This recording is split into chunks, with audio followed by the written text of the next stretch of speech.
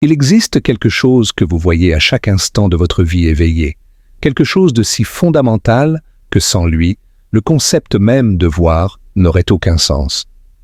C'est la première chose que les nouveau-nés perçoivent. Et c'est souvent la dernière chose que nous cherchons avant de fermer les yeux. C'est présent dans le lever du soleil, qui peint le ciel en nuances d'or et de rose, dans le scintillement des étoiles qui ont voyagé pendant des millions d'années pour atteindre vos yeux, dans la lueur douce de l'écran que vous regardez peut-être en ce moment même. Et pourtant, malgré cette intimité quotidienne, malgré cette familiarité apparente, cette chose que nous appelons lumière, cache des secrets si profonds, si étranges, si fondamentalement dérangeants pour notre compréhension de la réalité, que les plus grands esprits scientifiques de l'histoire ont passé leur vie à tenter de les déchiffrer, souvent sans succès complet. Voici un fait qui pourrait vous surprendre, un fait vérifié par des décennies d'expériences minutieuses dans les laboratoires les plus sophistiqués du monde. Une particule de lumière, un photon unique, peut passer par deux chemins différents en même temps. Non pas parce que nous ne savons pas par quel chemin il est passé, mais parce qu'il passe véritablement par les deux simultanément, jusqu'à ce que nous décidions de regarder. Et quand nous regardons, quand nous tentons d'observer quel chemin le photon a emprunté, quelque chose de mystérieux se produit. Le photon semble rétroactivement choisir un seul chemin, comme si notre observation avait le pouvoir de modifier ce qui s'est passé. Ce n'est pas de la science-fiction. Ce n'est pas une métaphore poétique. C'est la réalité expérimentale, confirmée encore et encore. Et cela brise tout ce que nous pensions savoir sur la façon dont l'univers fonctionne. Si vous appréciez ce voyage dans les mystères de la lumière quantique, si vous trouvez ce type de contenu relaxant et fascinant pour vos nuits, nous vous invitons doucement à considérer un abonnement à cette chaîne et peut-être un petit pouce bleu si le cœur vous en dit. Votre soutien nous permet de continuer à créer ces explorations paisibles des merveilles de l'univers. Avant d'aller plus loin, nous aimerions vous poser une question à laquelle il n'y a pas de bonne ou de mauvaise réponse, simplement une invitation à la réflexion que vous pouvez partager dans les commentaires si vous le souhaitez. Parmi tous les aspects étranges de la lumière quantique que nous allons explorer ce soir, qu'est-ce qui vous semble le plus troublant pour notre compréhension de la réalité? Le fait que la lumière puisse être à deux endroits en même temps, le fait que l'observé change son comportement, ou le fait que des particules de lumière séparées par des distances cosmiques semblent rester mystérieusement connectées. Nous serions ravis de lire vos pensées. Maintenant, installons-nous confortablement et commençons ce voyage.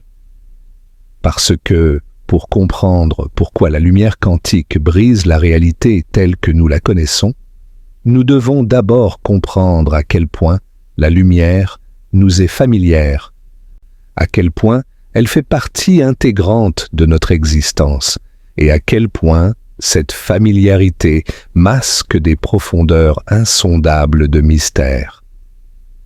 Pensez à votre journée typique.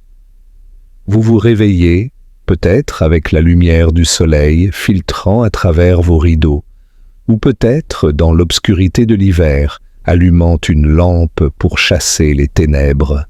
Chaque instant de vision que vous expérimentez est rendu possible par des photons, ces messagers silencieux, qui rebondissent sur les objets autour de vous et entrent dans vos yeux, où ils sont convertis en signaux électriques que votre cerveau interprète comme le monde visible. Le café que vous buvez, vous le voyez grâce à la lumière. Le visage de vos proches, leur sourire, leurs expressions, tout cela n'existe dans votre conscience que parce que la lumière les a révélés à vous. Nous nageons dans un océan de lumière, si immergé que nous remarquons rarement sa présence, tout comme un poisson remarque rarement l'eau. Cette intimité avec la lumière remonte aux origines même de notre espèce.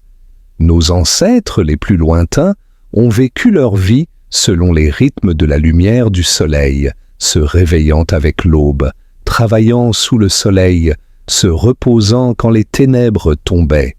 La lumière signifiait chaleur, sécurité, la possibilité de voir les prédateurs et de trouver de la nourriture. L'obscurité signifiait danger, froid, vulnérabilité. Cette relation fondamentale est inscrite dans notre biologie même. Nos rythmes circadiens, ces cycles de 24 heures qui régulent notre sommeil, notre faim, notre humeur, sont calibrés par la lumière. Quand la lumière bleue du matin frappe les cellules spéciales de notre rétine, elle envoie un signal à notre cerveau pour supprimer la mélatonine et nous éveiller. Quand la lumière diminue le soir, notre corps commence à se préparer au sommeil. Nous sommes, dans un sens très réel, des créatures de la lumière. Il n'est donc pas surprenant que presque toutes les civilisations anciennes aient vénéré la lumière sous une forme ou une autre.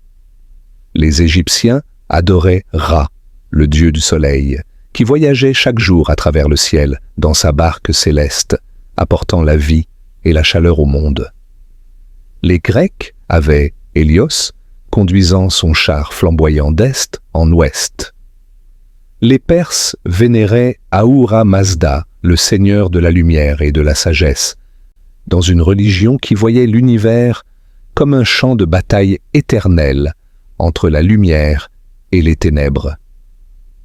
Les cultures indigènes du monde entier ont créé des mythes et des rituels autour du soleil, de la lune, des étoiles, reconnaissant instinctivement le pouvoir fondamental de la lumière dans l'ordre cosmique.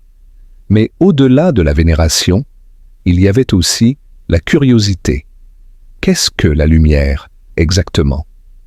Cette question, si simple en apparence, a hanté les penseurs pendant des millénaires, et les philosophes grecs anciens ont été parmi les premiers à tenter des réponses systématiques.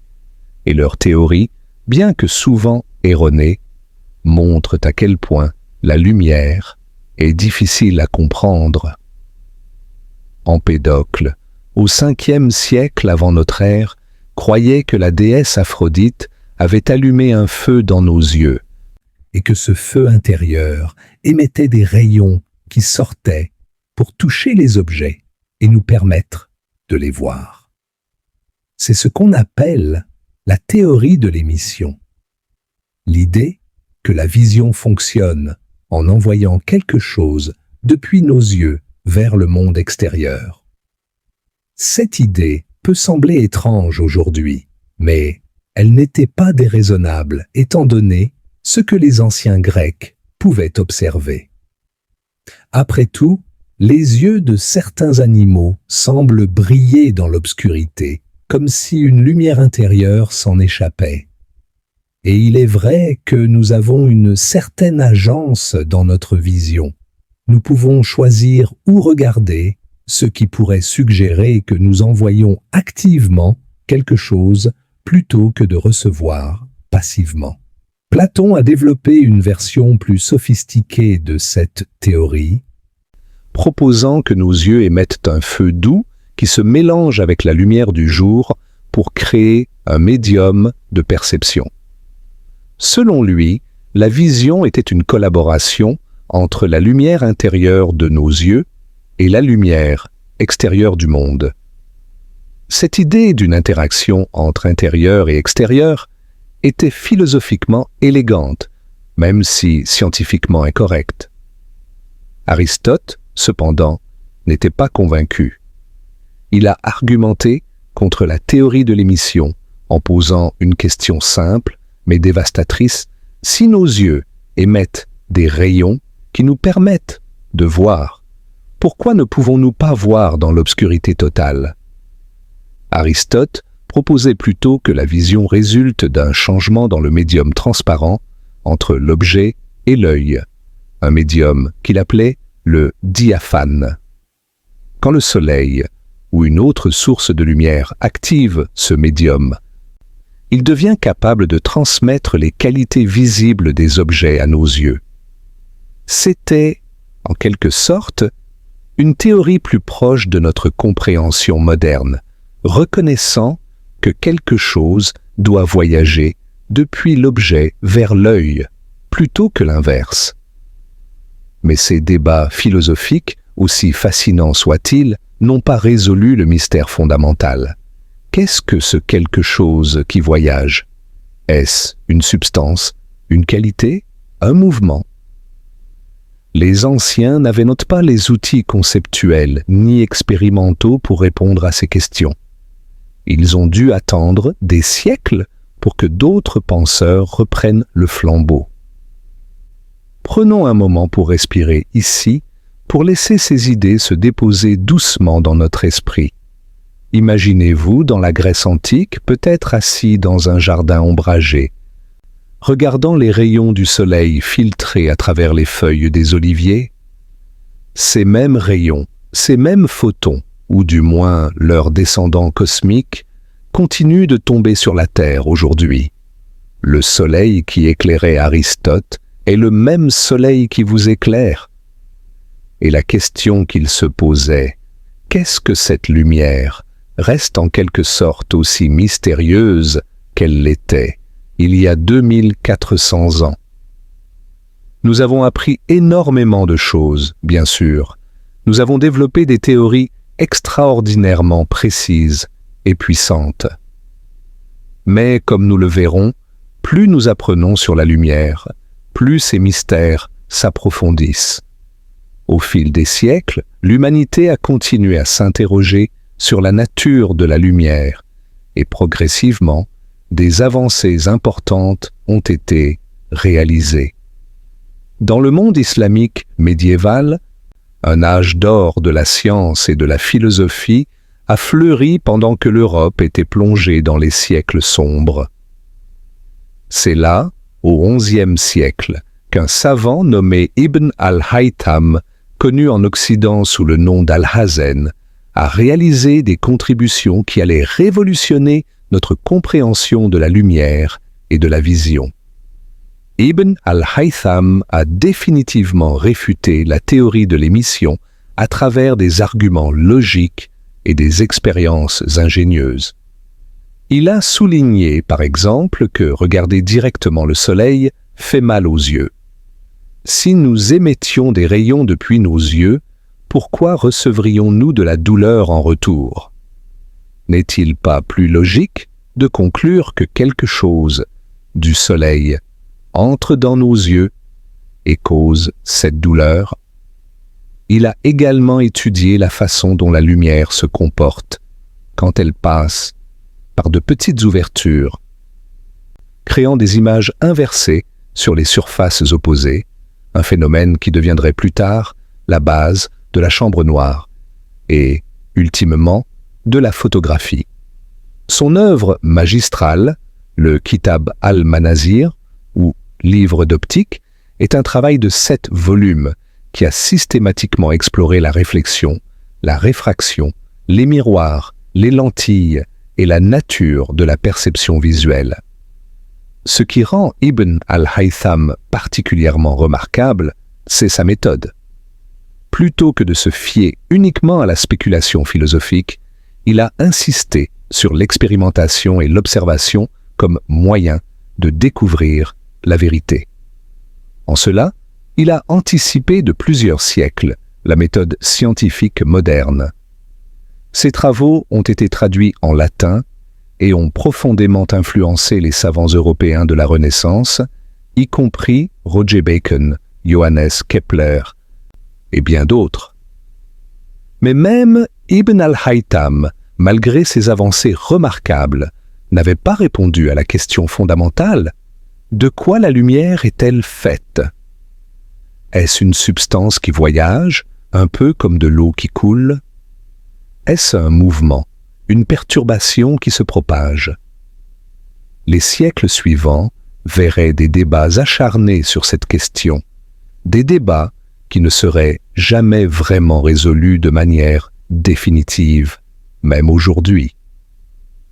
Au XVIIe siècle, l'Europe connaissait une révolution scientifique et la lumière était au cœur de nombreuses découvertes. Isaac Newton, l'un des plus grands génies de l'histoire humaine, a mené des expériences célèbres avec des prismes montrant que la lumière blanche du Soleil est en fait composée de toutes les couleurs de l'arc-en-ciel.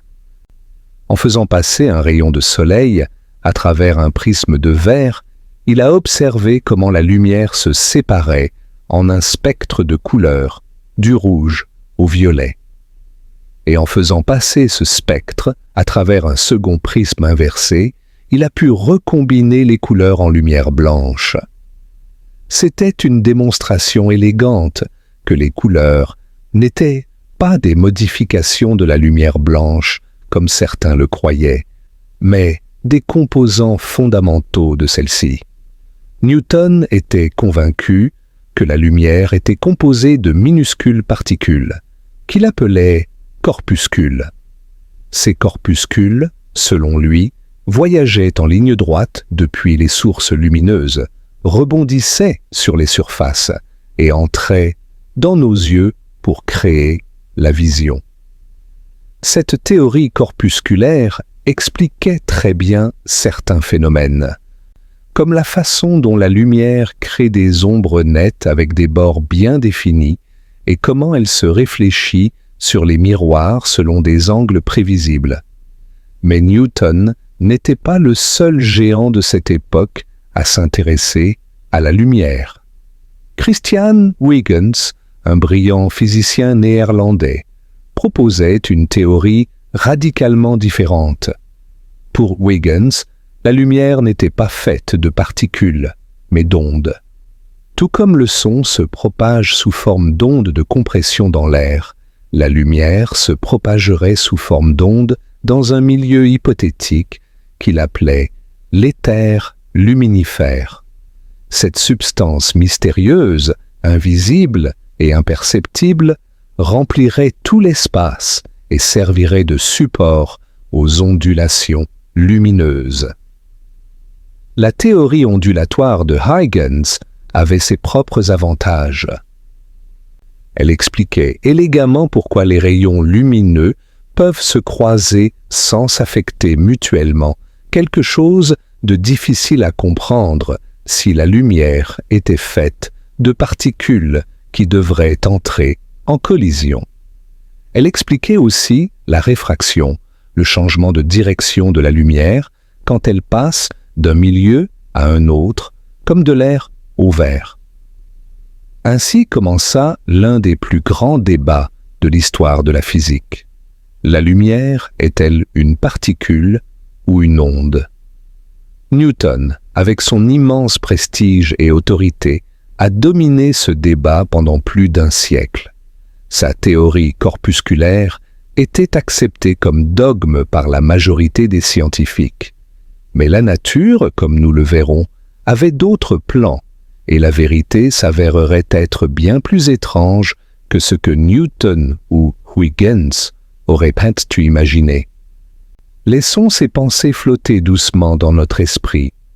Le chemin de la compréhension humaine de la lumière est sinueux, plein de faux départs et de révisions. Chaque génération de penseurs a cru avoir résolu le mystère, pour découvrir que de nouvelles questions surgissaient des réponses. C'est la beauté de la science, cette humilité forcée face à l'univers, cette reconnaissance que nos théories, aussi élégantes soient-elles, ne sont que des approximations d'une réalité infiniment plus complexe et surprenante. Ce qui est remarquable, quand on y réfléchit, c'est que la lumière que nous voyons aujourd'hui la lumière de notre lampe de chevet, la lumière des étoiles, la lumière de nos écrans, est exactement le même phénomène que nos ancêtres préhistoriques voyaient quand ils regardaient le feu de leur camp il y a 50 000 ans. C'est le même phénomène qu'Aristote contemplait en philosophant dans l'Agora d'Athènes. C'est le même phénomène que Newton étudiait avec ses prismes dans sa chambre de Cambridge. La lumière n'a pas changé. Ce qui a changé, c'est notre compréhension, notre capacité à poser des questions plus profondes et à concevoir des expériences plus ingénieuses pour y répondre. Et cette compréhension, comme nous allons le voir, allait bientôt prendre un tournant que personne n'aurait pu anticiper, car au début du XIXe siècle, une expérience simple allait sembler trancher définitivement le débat entre particules et ondes. Et puis, un siècle plus tard, tout allait être remis en question, d'une manière qui ébranlerait les fondements mêmes de notre compréhension de la réalité. Poursuivons notre voyage à travers l'histoire de la compréhension humaine de la lumière. Nous avons quitté le XVIIe siècle avec le débat entre Newton et Huygens, particules contre ondes. Pendant plus d'un siècle, la théorie corpusculaire de Newton a régné en maître, portée par l'immense prestige de son créateur. Mais, au début du XIXe siècle, un médecin anglais nommé Thomas Young allait changer tout cela avec une expérience d'une simplicité désarmante et d'une profondeur révolutionnaire. En 1801, Young a réalisé ce qui est maintenant connu comme l'expérience de la double fente. Le dispositif était remarquablement simple. Une source de lumière, un écran avec deux fentes étroites parallèles et un autre écran derrière pour observer le résultat. Si la lumière était composée de particules comme Newton le croyait, on s'attendrait à voir deux bandes lumineuses sur l'écran final, correspondant aux deux fentes. Les particules passeraient par l'une ou l'autre fente et frapperaient l'écran derrière. Mais ce n'est pas ce que Young a observé. Au lieu de deux bandes, il a vu un motif de bandes alternées, lumineuses et sombres, un motif d'interférence. C'est exactement ce qu'on verrait avec des ondes. Imaginez des vagues sur un étang. Si vous créez deux sources de vagues côte à côte, les vagues qui en émanent vont interagir. Là où deux crêtes se rencontrent, elles s'additionnent pour créer une vague plus haute. Là où une crête rencontre un creux, elles s'annulent mutuellement.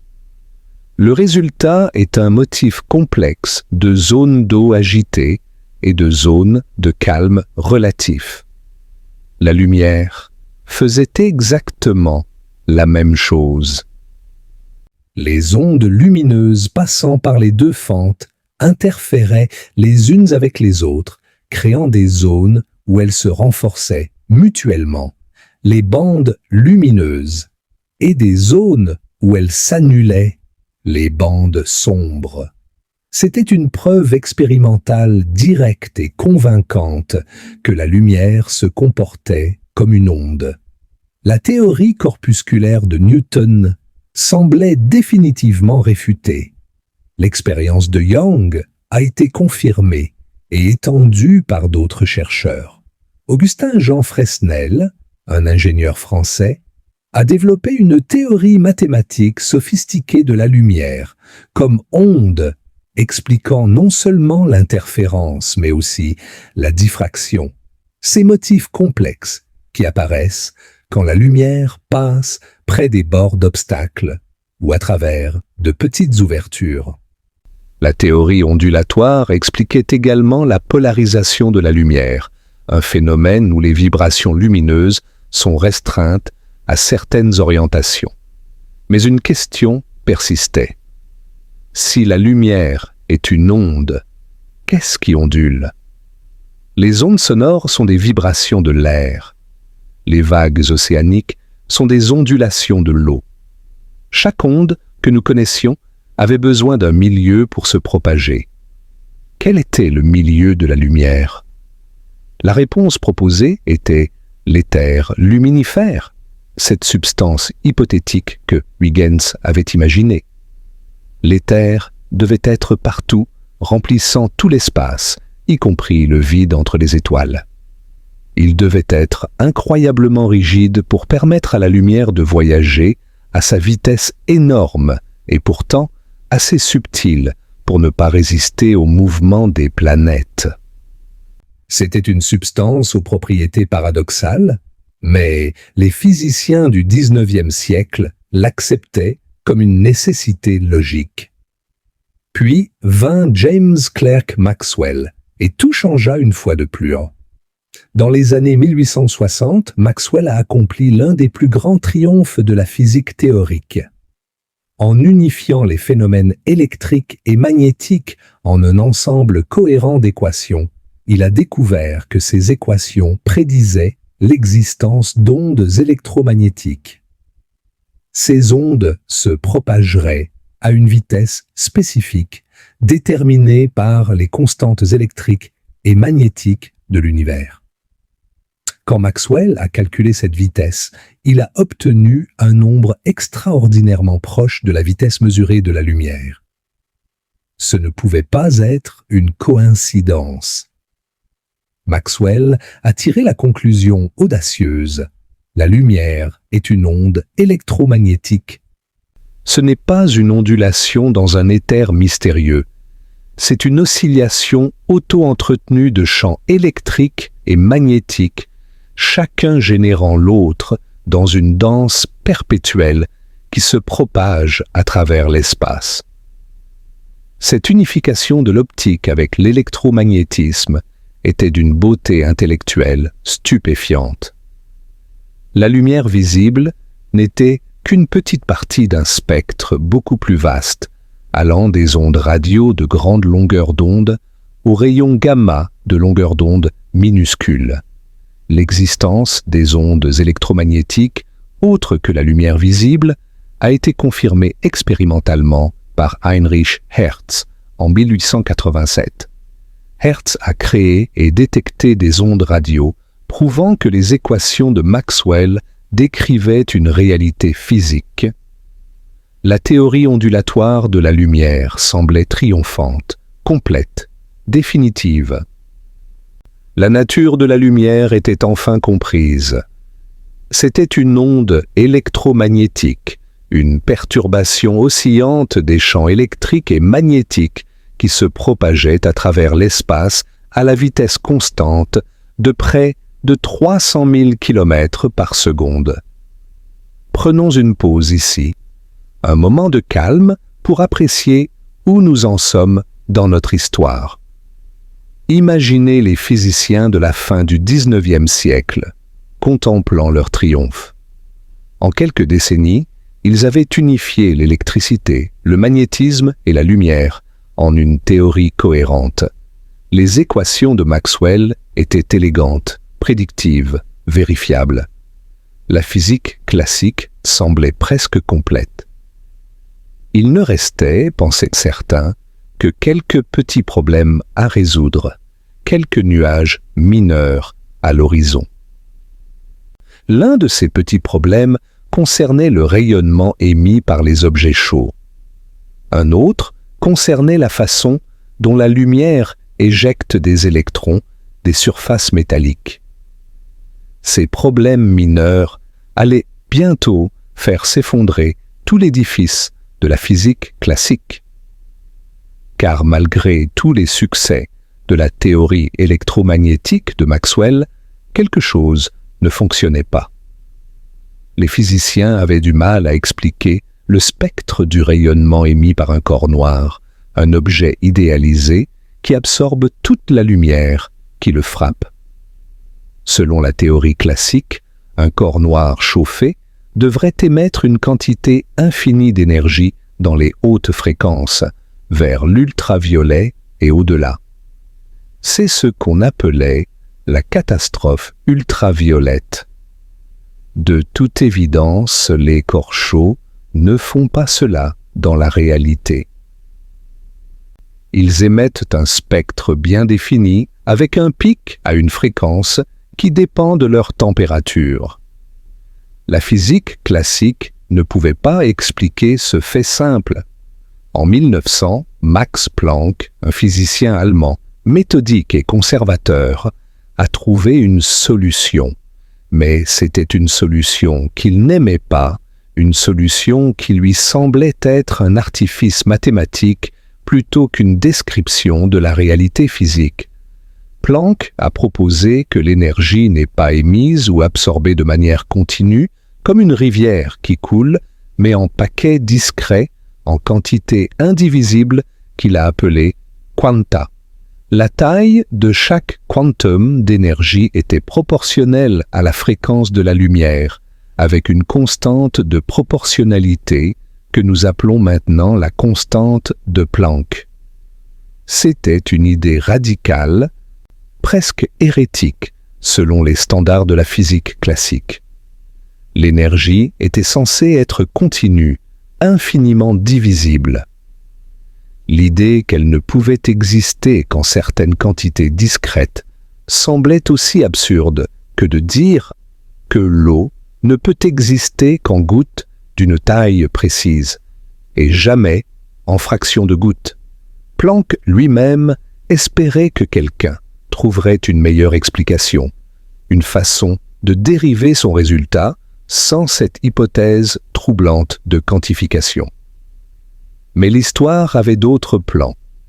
En 1905, un jeune employé du bureau des brevets de Berne, en Suisse, allait prendre l'idée de Planck et la pousser jusqu'à ses conséquences les plus radicales. Ce jeune homme s'appelait Albert Einstein, et son article sur l'effet photoélectrique allait changer notre compréhension de la lumière pour toujours. L'effet photoélectrique était un autre de ces petits problèmes que la physique classique ne pouvait pas expliquer. Quand la lumière frappe certaines surfaces métalliques, elle peut éjecter des électrons. C'est un phénomène bien établi, utilisé aujourd'hui dans de nombreuses technologies, des cellules solaires aux capteurs de lumière. Le problème était que l'énergie des électrons éjectés dépendait de la fréquence de la lumière, pas de son intensité. Selon la théorie ondulatoire, une lumière plus intense devrait transférer plus d'énergie et donc éjecter des électrons plus énergétiques. Mais ce n'était pas ce qu'on observait. Augmenter l'intensité d'une lumière rouge n'éjecterait jamais d'électrons de certains métaux, peu importe à quel point vous la rendiez intense. Mais une lumière bleue faible pouvait le faire facilement. Einstein a proposé une explication audacieuse. La lumière, a-t-il suggéré, n'est pas seulement absorbée et émise en quanta, comme Planck l'avait proposé. La lumière est elle-même composée de quanta, de particules discrètes d'énergie. Chaque quantum de lumière, que nous appelons maintenant un photon, porte une quantité d'énergie proportionnelle à sa fréquence. Un photon bleu porte plus d'énergie qu'un photon rouge. Quand un photon frappe un électron dans le métal, il lui transfère toute son énergie d'un coup. Si cette énergie est suffisante pour arracher l'électron du métal, l'électron est éjecté. Si elle ne l'est pas, le photon est simplement absorbé sans éjection d'électrons, peu importe combien de photons rouges vous envoyez. C'était un retour spectaculaire de la théorie corpusculaire, mais sous une forme que Newton n'aurait jamais imaginée. Les photons d'Einstein n'étaient pas de simples petites boules de matière. Ils étaient des quanta d'énergie, des paquets d'ondes, des entités qui défiaient les catégories classiques de particules et d'ondes. Ce travail allait valoir à Einstein le prix Nobel de physique en 1921, non pas pour sa théorie de la relativité plus célèbre, mais pour cette explication de l'effet photoélectrique. Mais attendez, vous pourriez vous demander, l'expérience de Young avait prouvé que la lumière est une onde. Et maintenant, Einstein dit que la lumière est une particule. Les deux ne peuvent pas être vrais, n'est-ce pas? C'est ici que nous entrons dans le territoire étrange de la mécanique quantique, où notre intuition classique commence à échouer. Car la vérité, telle que les physiciens l'ont découverte au cours des décennies suivantes, est que la lumière n'est ni simplement une onde, ni simplement une particule. Elle est quelque chose de fondamentalement nouveau, quelque chose qui n'a pas d'équivalent dans notre expérience quotidienne. Dans certaines expériences, la lumière se comporte exactement comme une onde, produisant des motifs d'interférence et de diffraction. Dans d'autres expériences, elle se comporte exactement comme une particule, transférant son énergie en quantité discrète et indivisible. Cette double nature, qu'on appelle la dualité onde-particule, est l'un des mystères centraux de la mécanique quantique. Ce n'est pas que la lumière change parfois de nature, parfois onde, parfois particule. C'est plutôt que notre langage et nos concepts, développés pour décrire le monde quotidien des objets moyens, sont simplement inadéquats pour décrire la réalité au niveau quantique. Les mots onde et particules sont des approximations, des béquilles conceptuelles que nous utilisons parce que nous n'avons pas de meilleurs termes. La réalité quantique est ce qu'elle est, et notre tâche est d'accepter ces étrangetés plutôt que d'essayer de la forcer dans des catégories qui lui sont étrangères. Nous sommes maintenant au seuil du véritable mystère, car les expériences du XXe siècle ont révélé que cette dualité onde-particule n'est pas simplement une curiosité intellectuelle. Elle a des implications profondes et troublantes pour notre compréhension de la réalité elle-même. Et c'est là que notre voyage va prendre un tournant encore plus étrange.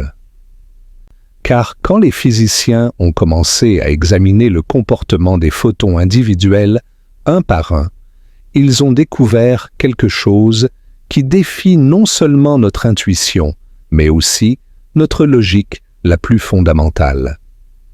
Imaginons un moment de calme ici, une pause pour laisser ces idées s'installer. Nous avons parcouru des siècles d'histoire de la pensée humaine sur la lumière, des philosophes grecs aux révolutionnaires quantiques du XXe siècle. Chaque époque a cru comprendre la lumière et chaque époque a dû réviser sa compréhension face à de nouvelles découvertes. C'est un rappel humble de la nature provisoire de toute connaissance scientifique et en même temps une célébration de la capacité humaine à approfondir sans cesse sa compréhension de l'univers. Pensez à la lumière qui vous entoure en ce moment. Peut-être la lumière douce de votre chambre, peut-être la lueur de l'écran que vous regardez.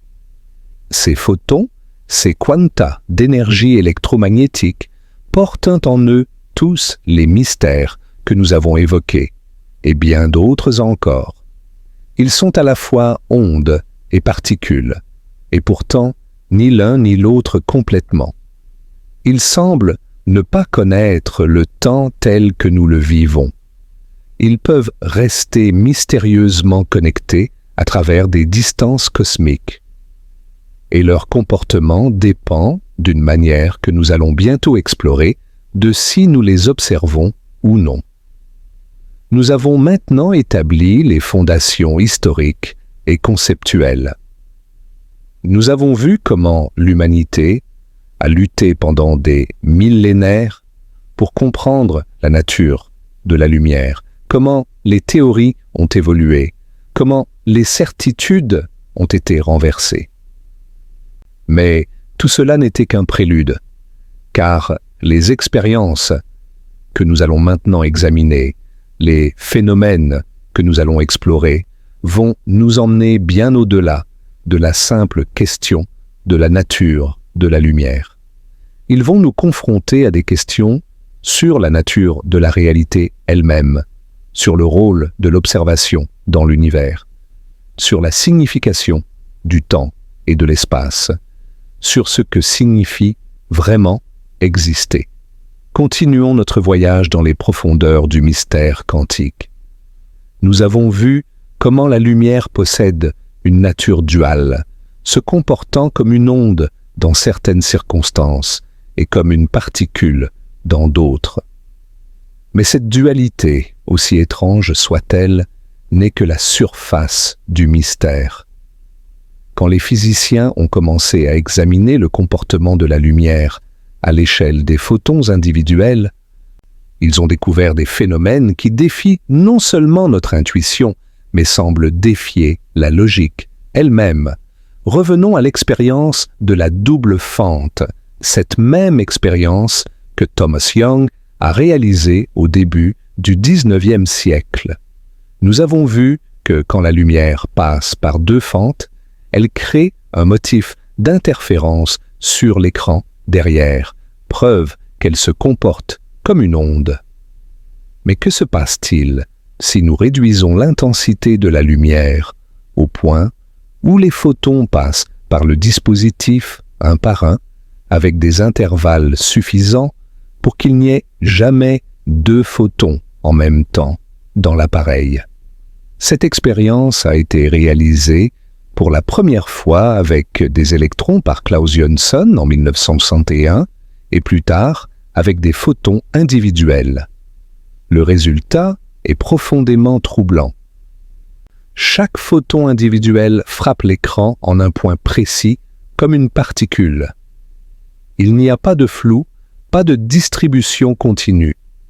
Chaque photon laisse une marque unique à un endroit spécifique. Cela semble confirmer la nature particulière de la lumière. Mais voici le mystère. Si vous laissez l'expérience se poursuivre, si vous accumulez les impacts de milliers et de milliers de photons individuels, un motif commence à émerger. Et ce motif est exactement le motif d'interférence que vous verriez avec une source de lumière intense. Des bandes alternées de haute et basse densité d'impact, le signature caractéristique de l'interférence ondulatoire. Réfléchissez à ce que cela signifie.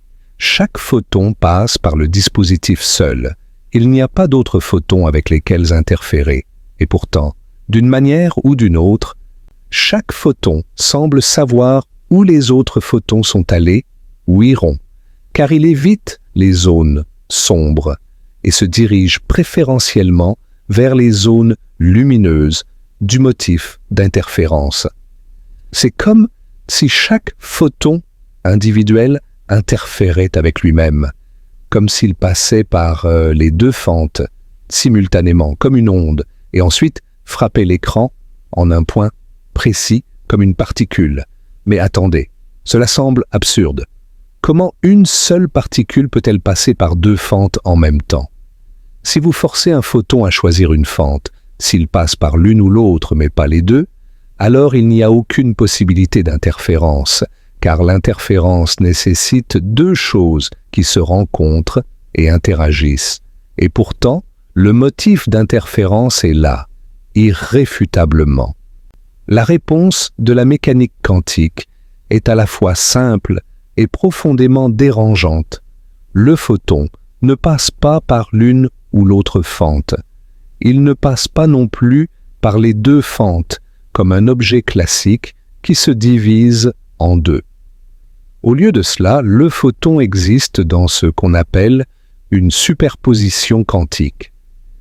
Il est dans un état qui inclut la possibilité de passer par la fente de gauche et la possibilité de passer par la fente de droite simultanément jusqu'à ce qu'une mesure soit effectuée. Cet état de superposition n'est pas simplement notre ignorance de quel chemin le photon a pris. Ce n'est pas comme une pièce de monnaie qui est pile ou face, mais dont nous ne connaissons pas encore le résultat. L'état de superposition est quelque chose de fondamentalement différent. Un état réel dans lequel les deux possibilités coexistent d'une manière qui n'a pas d'analogue dans notre expérience quotidienne. Et voici la partie vraiment étrange. Si nous essayons de déterminer par quelle fente le photon est passé, si nous plaçons des détecteurs aux fentes pour observer le chemin du photon, le motif d'interférence disparaît.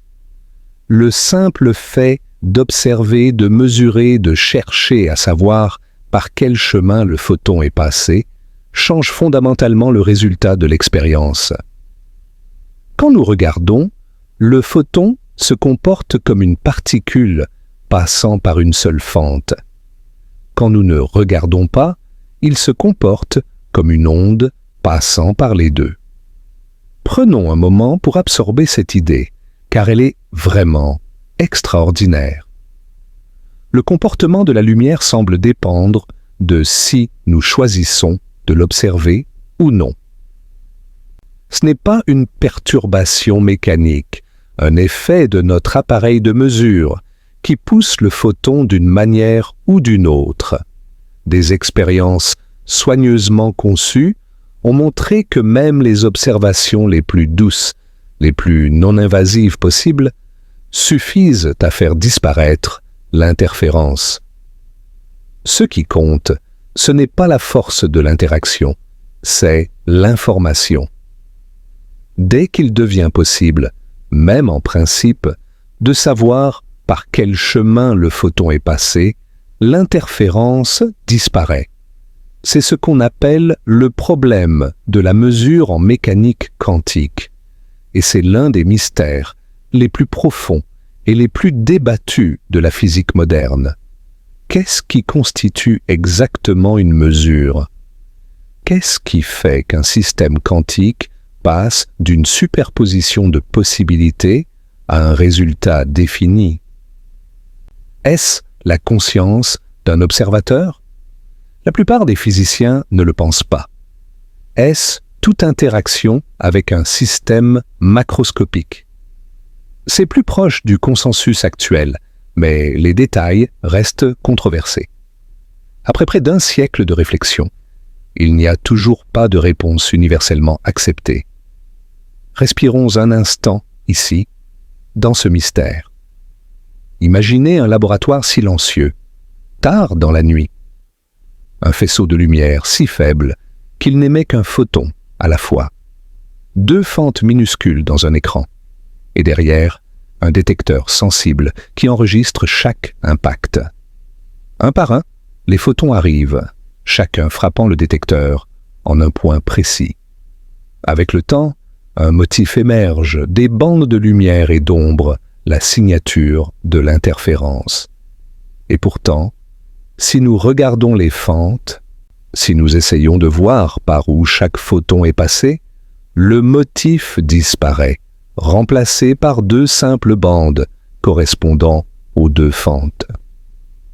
C'est comme si l'univers jouait à cache-cache avec nous, révélant sa nature ondulatoire seulement quand nous ne regardons pas, et se comportant comme des particules bien sages quand nous observons. Cette étrangeté ne se limite pas aux photons. Elle a été observée avec des électrons, des atomes et même des molécules relativement grosses comme les fullerenes, ces cages de 60 atomes de carbone. La dualité onde-particule et l'effet de l'observation semblent être des propriétés fondamentales de la nature, pas des particularités de la lumière. Mais la lumière, les photons, restent notre fenêtre la plus claire sur ces mystères quantiques.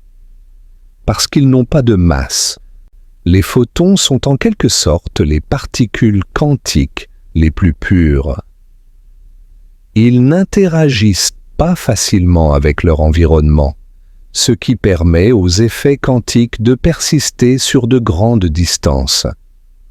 Et ils sont relativement faciles à produire, manipuler et détecter avec précision. Pour ces raisons, de nombreuses expériences cruciales en mécanique quantique ont été réalisées avec la lumière. Les interprétations de ce que tout cela signifie varient considérablement parmi les physiciens et les philosophes. L'interprétation de Copenhague, développée par Niels Bohr et Werner Heisenberg dans les années 1920, dit essentiellement que nous ne devrions pas chercher à comprendre ce que le photon fait vraiment entre les fentes et l'écran. La mécanique quantique nous donne des probabilités pour les résultats des mesures, et c'est tout ce que nous pouvons ou devrions demander. Parler de ce qui se passe quand nous ne mesurons pas est, selon cette vue, dénué de sens. D'autres physiciens trouvent cette position insatisfaisante. L'interprétation des mondes multiples proposée par Hugh Everett en 1957 suggère que chaque fois qu'une mesure quantique est effectuée, l'univers se divise en branches multiples, une pour chaque résultat possible. Dans une branche, le photon passe par la fente de gauche. Dans une autre, il passe par la fente de droite. Ces branches coexistent, mais ne peuvent pas interagir. C'est une idée vertigineuse, un multivers d'univers parallèles, constamment en train de se multiplier. L'interprétation de l'onde pilote, ou théorie de Broglie-Bohm, propose que les particules ont des positions définies à tout moment, mais sont guidées par une onde de probabilité qui les dirige vers certaines régions plutôt que d'autres. Dans cette vue, le photon passe vraiment par une seule fente, mais l'onde qui le guide passe par les deux, créant le motif d'interférence. Il existe bien d'autres interprétations. La mécanique quantique relationnelle, l'interprétation transactionnelle, le cubisme et d'autres encore. Chacune offre une façon différente de comprendre les équations, une façon différente de répondre aux questions sur ce qui se passe réellement dans le monde quantique. Mais voici le point crucial. Toutes ces interprétations font exactement les mêmes prédictions expérimentales. Elles sont empiriquement indiscernables. La physique ne peut pas, du moins pour l'instant, nous dire laquelle est correcte, si tant est que la question ait un sens. Ce qui est certain, c'est que le comportement de la lumière au niveau quantique défie nos intuitions les plus fondamentales sur la façon dont la réalité devrait fonctionner. Nous sommes habitués à un monde où les objets ont des propriétés définies, qu'ils aient ou non été observés. Nous sommes habitués à un monde où les choses sont à un endroit précis, pas dans une superposition de plusieurs endroits. Nous sommes habitués à un monde où regarder quelque chose ne change pas fondamentalement ce que c'est. La lumière quantique nous dit que ces intuitions, aussi profondes et naturelles qu'elles nous paraissent, sont simplement fausses au niveau le plus fondamental de la réalité. Continuons notre exploration en allant encore plus profond dans l'étrangeté. Car l'expérience de la double fente, aussi troublante soit-elle, n'est que le début. Dans les années 1970 et 1980, les physiciens ont conçu des versions encore plus bizarres de cette expérience, des versions qui semblent défier non seulement notre intuition sur l'espace, mais aussi notre intuition sur le temps lui-même. John Archibald Wheeler, l'un des grands physiciens du XXe siècle, a proposé ce qu'il a appelé l'expérience à choix retardé. L'idée de base est simple, mais ses implications sont vertigineuses. Dans l'expérience standard de la double fente, nous choisissons à l'avance si nous allons observer le chemin du photon ou non, et le résultat dépend de ce choix. Mais que se passe-t-il si nous retardons notre choix? Que se passe-t-il si nous laissons le photon passer par les fentes et ne décidons qu'ensuite, après qu'il a déjà traversé les fentes, mais avant qu'il ne frappe l'écran final, si nous allons déterminer son chemin. La configuration expérimentale est plus complexe, impliquant des miroirs et des diviseurs de faisceaux qui permettent de faire ce choix à la dernière microseconde. Mais le résultat est cohérent et reproductible. Le comportement du photon, interférence ou pas interférence, dépend d'un choix que nous faisons après que le photon a déjà passé les fentes. Si nous choisissons de déterminer le chemin, pas d'interférence, le photon s'est comporté comme une particule passant par une seule fente. Si nous choisissons de ne pas déterminer le chemin, interférence, le photon s'est comporté comme une onde passant par les deux fentes. Réfléchissez à ce que cela semble impliquer. Notre choix futur semble déterminer le comportement passé du photon.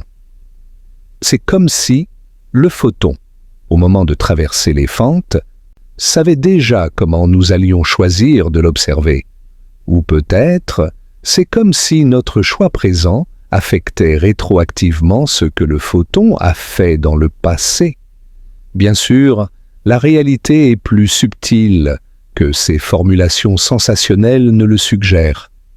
Il est important de souligner que l'expérience à choix retardé ne permet pas d'envoyer des informations vers le passé.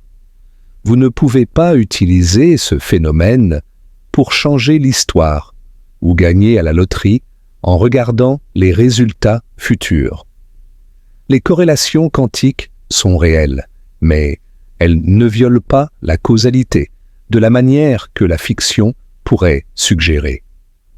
Néanmoins, l'expérience à choix retardé soulève des questions profondes sur la nature du temps et de la réalité. Dans la physique classique, nous pensons au passé comme fixe, déterminé, immuable. Ce qui est fait est fait.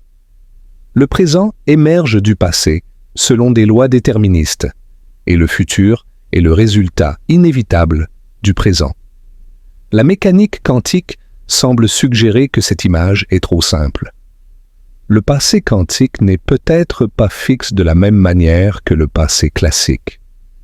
La question de ce que le photon a fait en passant par les fentes n'a peut-être pas de réponse définitive jusqu'à ce que l'expérience soit complète.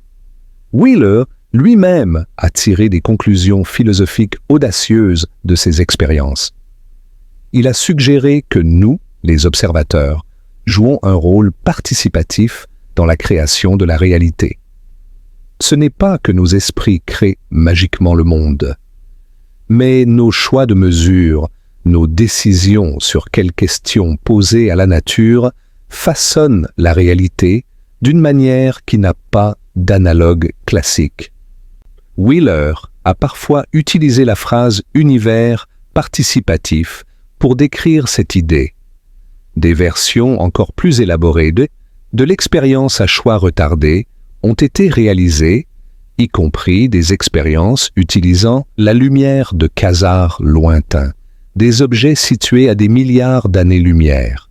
Dans ces expériences, les photons ont voyagé pendant des milliards d'années avant d'être détectés sur Terre, et pourtant, leur comportement semble toujours dépendre des choix de mesure effectués au moment de leur arrivée.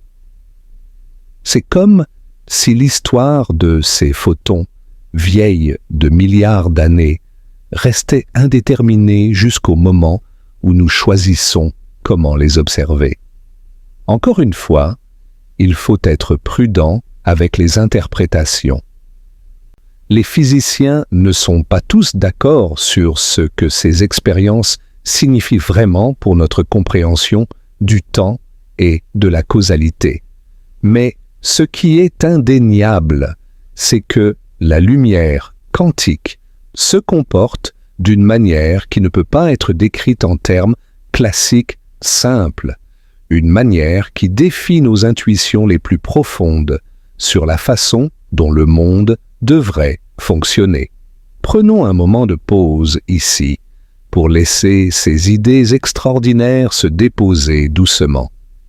Imaginez un photon, cette minuscule excitation du champ électromagnétique qui pourrait avoir commencé son voyage il y a des milliards d'années, émis par une étoile lointaine dans une galaxie que nous appelons un quasar. Ce photon a traversé le cosmos, évitant les obstacles, se courbant autour des galaxies massives, finalement pour arriver sur Terre et entrer dans un laboratoire où des physiciens l'attendent avec leurs détecteurs. Et au moment où ils choisissent comment le mesurer, quelque chose de profond se résout, quelque chose qui concerne le chemin que ce photon a pris à travers l'univers pendant des milliards d'années. C'est un monde étrange que la mécanique quantique nous révèle. Un monde où les propriétés des choses ne sont pas fixes jusqu'à ce qu'elles soient mesurées. Un monde où l'observation semble jouer un rôle constitutif dans la définition de la réalité. Un monde où le passé lui-même pourrait ne pas être aussi solide, aussi définitif que nous l'avions toujours cru. Et nous n'avons pas encore exploré l'un des phénomènes les plus étranges de tous, l'intrication quantique. Cette connexion mystérieuse qui peut lier deux photons à travers des distances arbitrairement grandes. C'est vers ce mystère que nous allons maintenant nous tourner. L'intrication quantique est peut-être le phénomène le plus troublant de tous dans le zoo des bizarreries quantiques. C'est un phénomène qui a poussé Albert Einstein, l'un des fondateurs de la mécanique quantique, à douter de la théorie qu'il avait aidé à créer. Et c'est un phénomène qui a des implications profondes pour notre compréhension de la nature, de la réalité, de l'espace et du temps. L'histoire commence en 1935 quand Einstein, avec ses collègues Boris Podolsky et Nathan Rosen, a publié un article célèbre qui visait à montrer que la mécanique quantique était incomplète. Leur argument, connu sous le nom de paradoxe EPR, du nom des trois auteurs, était le suivant. Selon la mécanique quantique, il est possible de créer deux particules dans un état spécial appelé état intriqué. Ces deux particules peuvent ensuite être séparées et envoyées dans des directions opposées, à des distances arbitrairement grandes. Et pourtant, leurs propriétés restent mystérieusement corrélées. Prenons un exemple avec des photons. Il est possible de créer une paire de photons intriqués dont les polarisations sont corrélées. La polarisation est essentiellement la direction dans laquelle le champ électrique du photon oscille. Pour une paire de photons intriqués, nous pouvons créer une situation où les deux photons ont des polarisations corrélées, disons toujours perpendiculaires l'une à l'autre, mais où la polarisation de chaque photon individuel n'est pas définie tant qu'elle n'est pas mesurée. Maintenant, envoyez ces deux photons dans des directions opposées, disons Alice reçoit un photon et Bob reçoit l'autre, et ils sont maintenant séparés par des millions de kilomètres. Alice mesure la polarisation de son photon et obtient un résultat, disons, horizontal. À ce moment précis, instantanément, la mécanique quantique prédit que le photon de Bob aura une polarisation verticale si mesuré dans la même base. Pas parce que les photons portaient ces polarisations depuis le début, mais parce que, d'une manière mystérieuse, la mesure d'Alice a affecté l'état du photon de Bob instantanément, à travers des millions de kilomètres. Einstein était profondément troublé par cette implication. Il appelait cela une action fantasmagorique à distance, Spukhaft Fernwirkung en allemand. Comment la mesure d'Alice, ici, peut-elle instantanément affecter le photon de Bob, là-bas, L'information ne devrait-elle pas prendre du temps pour voyager? La relativité restreinte, la propre théorie d'Einstein, dit que rien ne peut voyager plus vite que la lumière. Et pourtant, cette influence semble être instantanée. La solution proposée par Einstein était que la mécanique quantique devait être incomplète. Les photons devaient porter des instructions cachées, des variables cachées qui déterminaient à l'avance comment ils se comporteraient lors de toute mesure. Les corrélations n'étaient pas le résultat d'une influence instantanée à distance, mais simplement le reflet d'informations partagées lors de la création des photons. C'était comme si les deux photons étaient des gants dans une paire. Si vous trouvez le gant gauche dans une boîte, vous savez instantanément que l'autre boîte contient le gant droit sans qu'aucune information n'ait été transmise. Pendant des décennies, le débat est resté philosophique, car il semblait impossible de distinguer expérimentalement entre les prédictions de la mécanique quantique et celles des théories à variables cachées. Mais en 1964, un physicien irlandais nommé John Bell a découvert quelque chose de remarquable. Il a montré qu'il existe des situations où les prédictions de la mécanique quantique diffèrent de toutes les théories possibles à variables cachées locales. En d'autres termes, il a trouvé un moyen de tester si Einstein avait raison. Le théorème de Bell et les inégalités qui en découlent ont ouvert la voie à des expériences cruciales. Dans les années 1970 et 1980, des physiciens comme Alain Aspect, en France, ont réalisé des expériences de plus en plus sophistiquées pour tester les inégalités de Bell. Et les résultats ont été clairs, cohérents et reproduits dans des laboratoires du monde entier. La mécanique quantique a raison. Les corrélations observées entre photons intriqués sont plus fortes que ce qui serait possible si les photons portaient simplement des instructions cachées. Einstein, malgré tout son génie, s'était trompé sur ce point. Ces résultats ont été confirmés avec une précision croissante au fil des ans, fermant progressivement diverses failles qui auraient pu permettre une explication classique. En 2015, des expériences dites sans faille ont finalement éliminé les dernières échappatoires théoriques. Et en 2022, Alain Aspect, John Clauser et Anton Zeilinger ont reçu le prix Nobel de physique pour leurs travaux expérimentaux sur l'intrication quantique et la violation des inégalités de Bell. Mais que signifie vraiment ce résultat? Si les photons intriqués ne portent pas d'instructions cachées, comment expliquer leur corrélation? Il y a essentiellement deux possibilités, toutes deux profondément troublantes. La première possibilité est que l'information voyage vraiment plus vite que la lumière, peut-être instantanément entre les deux photons. Quand Alice mesure son photon, quelque chose se propage instantanément vers le photon de Bob et détermine son état. C'est l'action fantasmagorique à distance qu'Einstein redoutait, mais cette interprétation est problématique car elle semble violer la relativité restreinte et le principe selon lequel rien ne peut voyager plus vite que la lumière. La deuxième possibilité est encore plus étrange. Peut-être les deux photons ne sont pas vraiment séparés du tout. Peut-être, malgré leur séparation apparente dans l'espace, ils constituent toujours un système unique, indivisible. Leur connexion n'est pas une communication à travers l'espace, mais une unité fondamentale qui transcende la notion même de séparation spatiale.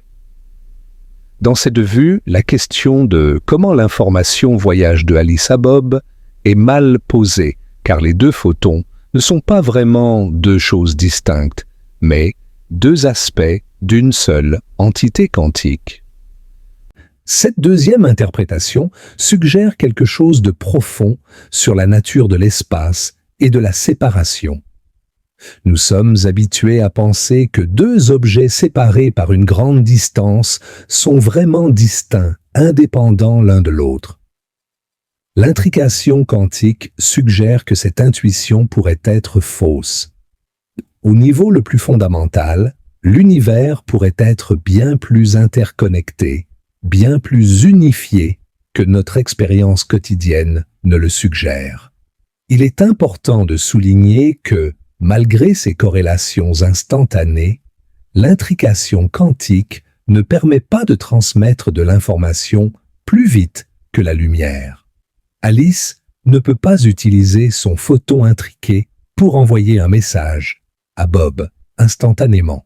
Les résultats de ces mesures sont aléatoires. Elle ne peut pas choisir quel résultat obtenir.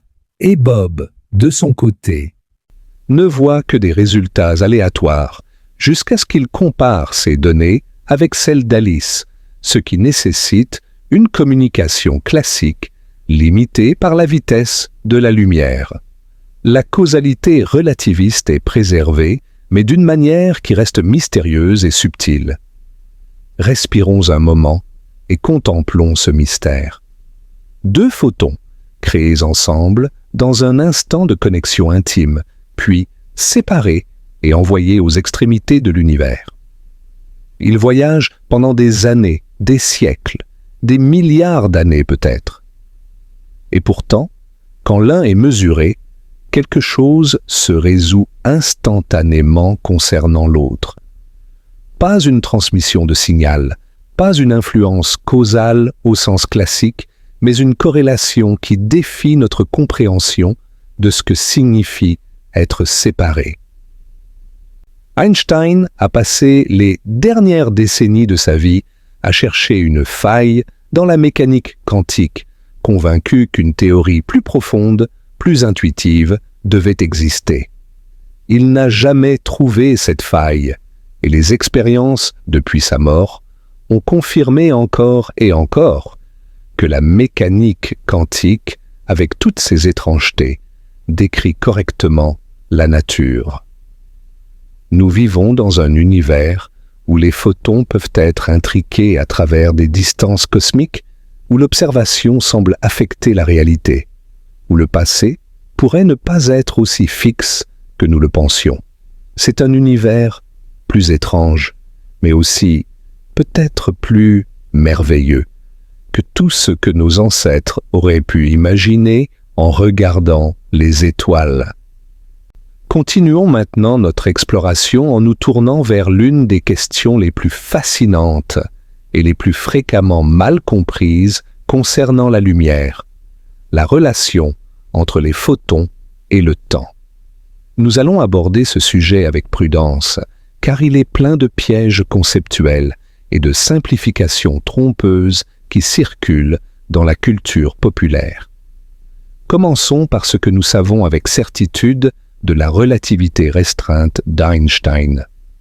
Cette théorie, publiée en 1905, la même année que son travail sur l'effet photoélectrique, a révolutionné notre compréhension de l'espace et du temps.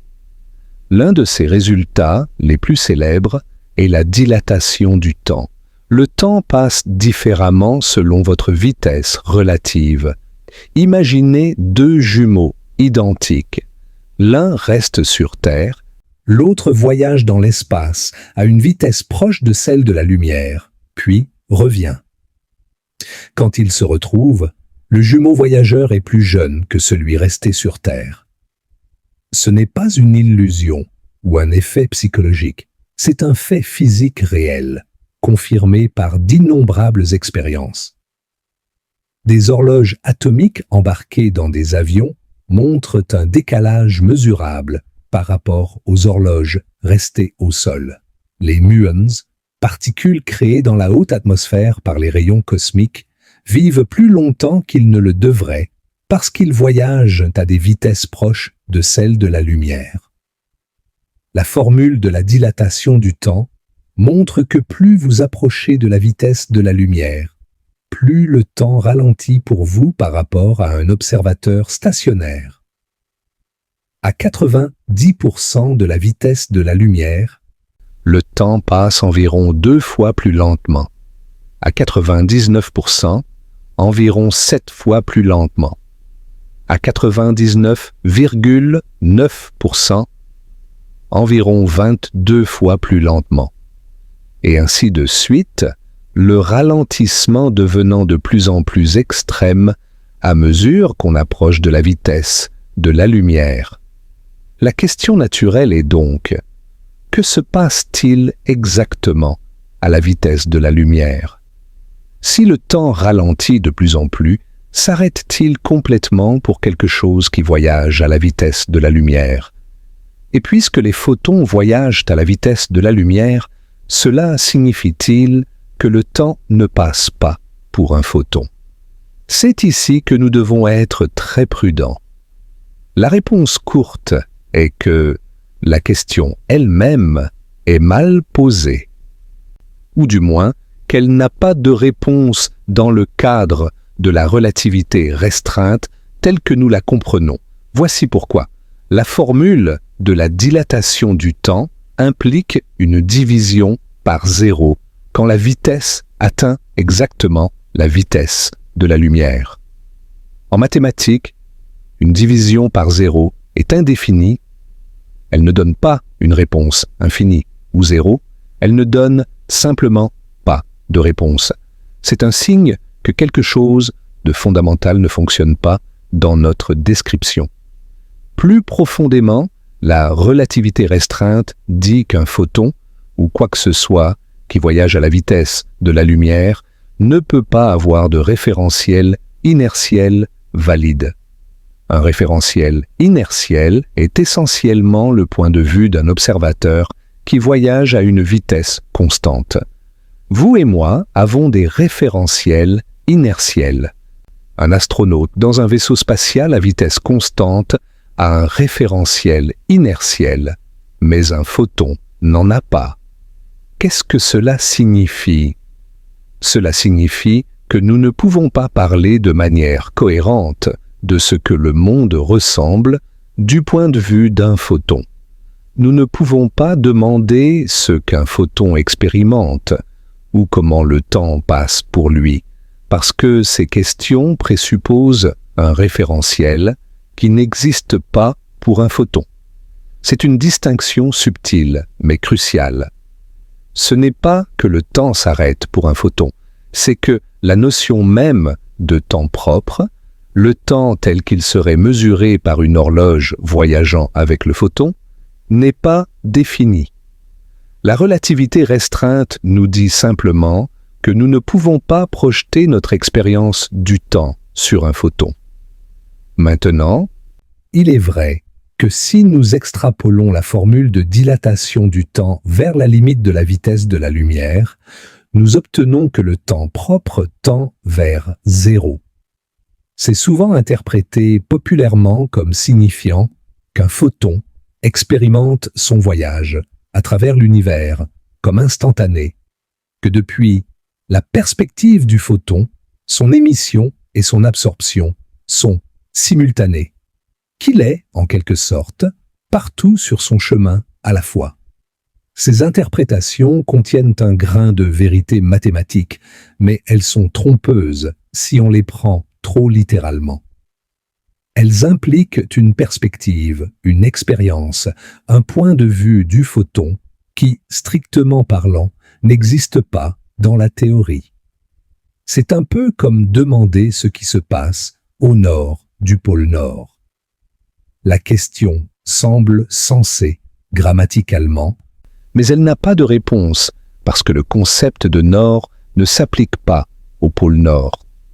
Cela dit, il y a quelque chose de profondément vrai dans l'intuition que la lumière a une relation spéciale avec le temps. Le photon est la particule de la lumière, et la vitesse de la lumière est une constante fondamentale de l'univers qui définit la structure même de l'espace-temps. Dans la relativité, la vitesse de la lumière est la vitesse limite, la vitesse maximale possible pour la transmission de l'information ou de la causalité. Rien ne peut aller plus vite, et cette limite n'est pas une limitation technique, mais une propriété fondamentale de la géométrie de l'espace-temps. De plus, dans l'espace-temps à 4 dimensions de la relativité, le chemin d'un photon a une propriété spéciale. Son intervalle d'espace-temps est exactement 0. L'intervalle d'espace-temps est une mesure de la distance entre deux événements qui combine la distance spatiale et la séparation temporelle. Pour des objets massifs comme nous, cet intervalle est toujours positif, ce qu'on appelle un intervalle de type temps. Mais pour un photon, l'intervalle est exactement 0, ce qu'on appelle un intervalle de type lumière ou nul. Cette propriété mathématique signifie que les deux événements, l'émission du photon et son absorption, sont séparés par un intervalle nul dans l'espace-temps. Cela ne veut pas dire qu'ils sont au même endroit ou au même moment dans notre référentiel. Clairement, ils ne le sont pas. Mais cela signifie qu'ils sont connectés d'une manière spéciale, d'une manière qui est unique au chemin de lumière. Peut-être pouvons-nous dire, avec prudence, que les photons habitent une région de l'espace-temps qui est fondamentalement différente de celle que nous habitons. Nous vivons dans le monde des intervalles de type temps, où le passé est clairement séparé du futur, où les événements sont ordonnés causalement. Les photons vivent, si on peut utiliser ce mot, sur la frontière entre ces régions, sur les cônes de lumière qui définissent la structure causale de l'espace-temps. Prenons une pause contemplative ici. Imaginez un photon émis par une étoile lointaine il y a 1 milliard d'années. Il a traversé le vide intergalactique, évitant les galaxies, traversant des nuages de gaz ténus, peut-être courbant autour des trous noirs. Pendant tout ce voyage du point de vue de n'importe quel observateur dans l'univers, 1 milliard d'années ont passé. Des étoiles sont nées et mortes. Des galaxies ont tourné sur elles-mêmes des dizaines de fois. Des civilisations entières ont peut-être émergé et disparu. Et ce photon, après tout ce temps, entre dans votre œil ce soir, pendant que vous regardez le ciel. Son voyage est terminé. Et pourtant, dans un sens mathématique précis, l'intervalle d'espace-temps entre son départ et son arrivée est 0. Pas un petit nombre, pas un nombre infiniment petit, mais exactement 0. C'est l'une des beautés étranges de l'univers relativiste dans lequel nous vivons. Les photons sont nos messagers, nos porteurs d'informations sur l'univers lointain. Et ces messagers ont une relation avec le temps qui est fondamentalement différente de la nôtre, une relation que nous pouvons décrire mathématiquement, mais que nous ne pouvons peut-être jamais vraiment comprendre intuitivement. Parce que notre intuition est façonnée par notre expérience d'être massif, lent, vivant dans les intervalles de type temps. Continuons notre exploration en examinant comment la lumière quantique défie notre compréhension de la causalité et de l'incertitude. Nous avons déjà vu comment l'observation semble affecter le comportement des photons, comment les expériences à choix retardés brouillent la distinction entre passé et futur, et comment l'intrication crée des corrélations instantanées à travers l'espace. Mais il y a encore plus à explorer. Le principe d'incertitude de Heisenberg est l'un des piliers de la mécanique quantique. Il est souvent mal compris comme une simple limite de notre capacité à mesurer les choses. Mais c'est bien plus profond que cela. Le principe d'incertitude dit qu'il existe des paires de propriétés qui ne peuvent pas toutes les deux être définies avec une précision arbitraire en même temps. Plus vous connaissez précisément l'une, moins l'autre est définie. Pour les photons, une de ces paires est l'énergie et le temps. Plus vous connaissez précisément l'énergie d'un photon, moins vous pouvez connaître précisément quand il a été émis ou absorbé. Et inversement, si vous savez très précisément quand un événement impliquant un photon s'est produit, l'énergie du photon devient floue, incertaine. Ce n'est pas une limitation de nos instruments de mesure. C'est une propriété fondamentale de la réalité. Le photon n'a tout simplement pas une énergie précise et un temps d'émission précis simultanément.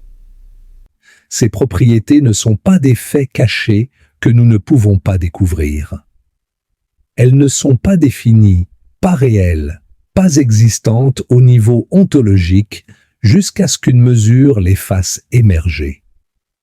Cette incertitude a des conséquences physiques réelles.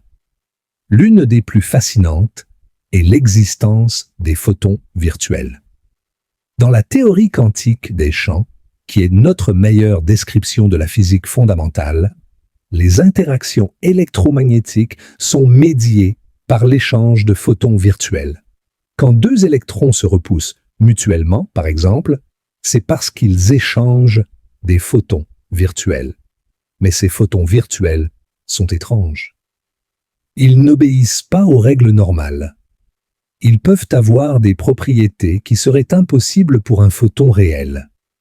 Et ils ne peuvent exister que brièvement. Empruntant de l'énergie au vide grâce au principe d'incertitude tant qu'ils la rendent assez rapidement. Plus ils empruntent d'énergie, moins ils peuvent exister longtemps. Le vide quantique lui-même, ce que nous appelons l'espace vide, n'est pas vraiment vide.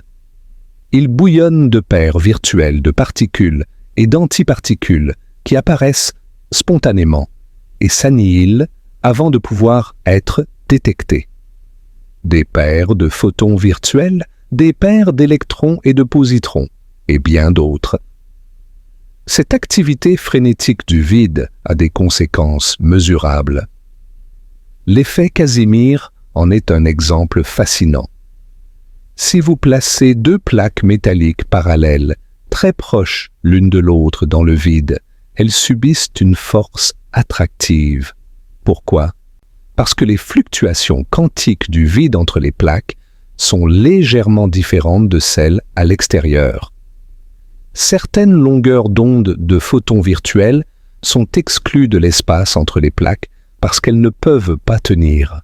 Le résultat est une pression légèrement plus basse entre les plaques qu'à l'extérieur, ce qui crée une force qui pousse les plaques l'une vers l'autre.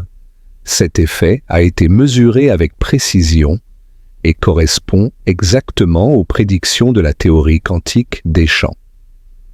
C'est une preuve tangible que le vide n'est pas vide, que l'espace apparemment vide est en fait rempli d'une activité quantique invisible. Ce concept du vide quantique nous amène à une compréhension plus profonde de ce que sont vraiment les photons. Dans la théorie quantique des champs, un photon n'est pas une petite bille de lumière qui voyage à travers l'espace. C'est une excitation du champ électromagnétique, une ondulation dans un champ qui s'étend à travers tout l'univers. Le champ existe partout, toujours. Le photon est juste un état particulier d'excitation de ce champ. Cette vision a des implications profondes. Elle suggère que ce que nous appelons les particules ne sont pas des objets fondamentaux, mais des manifestations de quelque chose de plus fondamental, les champs quantiques.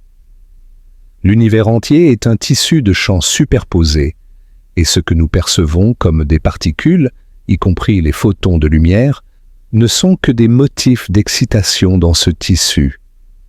Respirons un moment et contemplons cette image.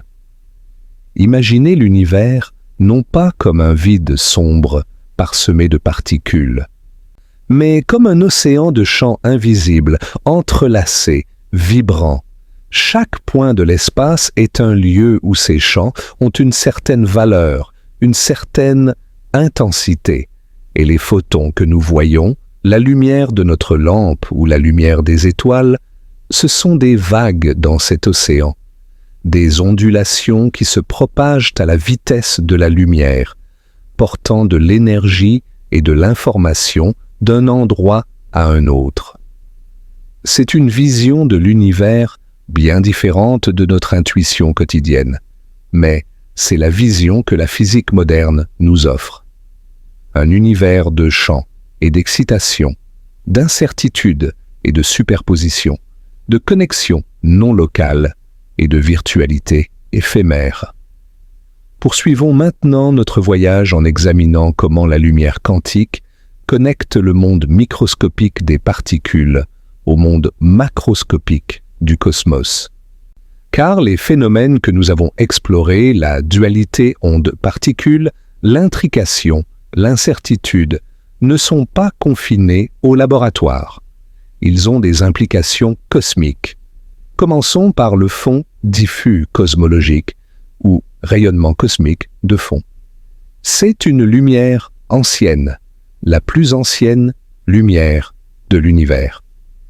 Elle a été émise environ 380 000 ans après le Big Bang, quand l'univers s'est suffisamment refroidi pour que les atomes se forment et que la lumière puisse voyager librement pour la première fois. Avant cela, l'univers était opaque, rempli d'un plasma chaud de particules qui diffusait constamment la lumière. Cette lumière ancienne nous parvient de toutes les directions du ciel, extraordinairement uniforme, mais avec de minuscules variations. Ces variations, des différences de température de seulement quelques millionièmes de degrés, sont les empreintes de fluctuations quantiques dans l'univers primitif.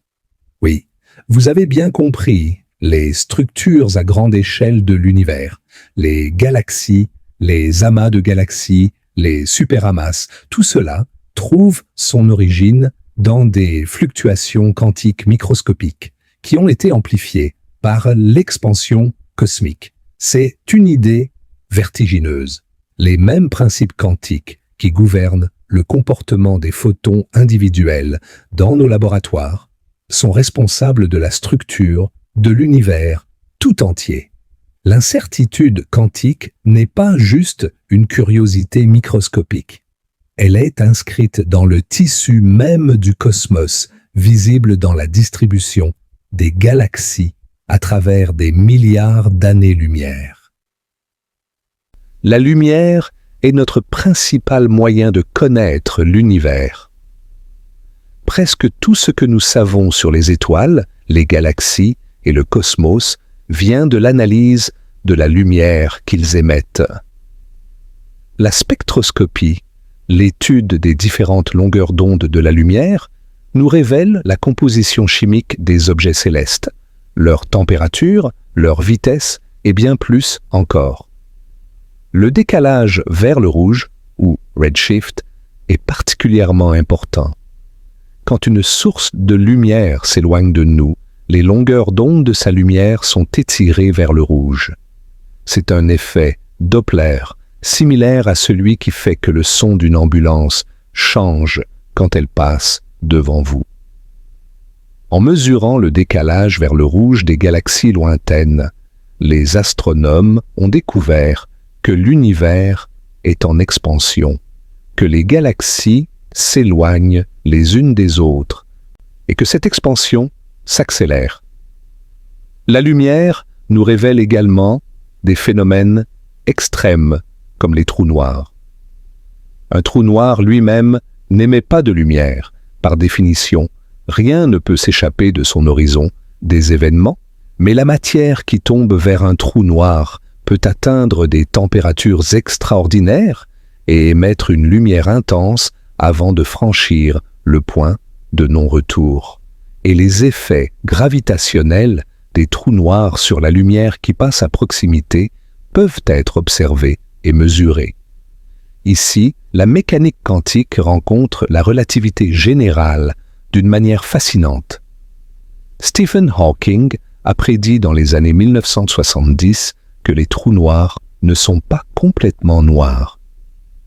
En raison des effets quantiques près de l'horizon des événements, un trou noir devrait émettre un faible rayonnement thermique, maintenant appelé rayonnement de Hawking.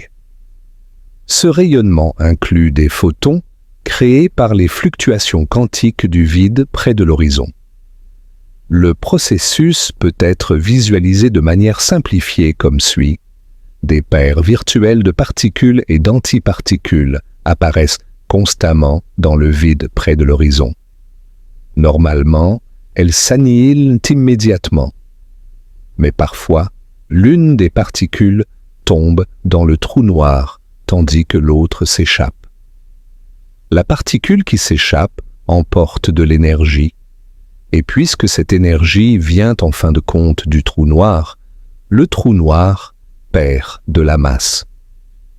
Extrêmement lentement, sur des échelles de temps inimaginablement longues, les trous noirs s'évaporent. Ce processus soulève l'un des problèmes non résolus les plus profonds de la physique théorique, le paradoxe de l'information du trou noir. Que se passe-t-il à l'information contenue dans les choses qui tombent dans un trou noir? Si le trou noir s'évapore complètement en rayonnement thermique sans structure, cette information semble perdue. Mais les lois de la mécanique quantique disent que l'information ne peut pas être détruite. Ce paradoxe est au cœur de la recherche actuelle en physique théorique, à l'intersection de la mécanique quantique et de la gravité. Prenons un moment de calme ici pour contempler l'échelle de ce que nous explorons. Nous avons commencé avec des photons individuels dans des laboratoires, des particules si petites qu'elles défient notre imagination. Et nous voilà maintenant aux confins de l'univers, discutant de la naissance du cosmos, de la structure des galaxies et du destin des trous noirs. La lumière, humble lumière, est le fil conducteur qui relie toutes ces échelles, des plus petites aux plus grandes.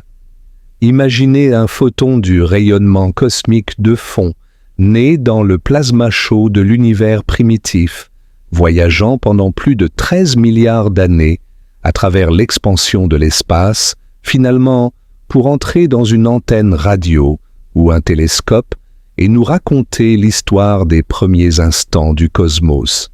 Ce photon porte en lui les empreintes des fluctuations quantiques primordiales, ces minuscules variations qui sont devenues les graines des galaxies.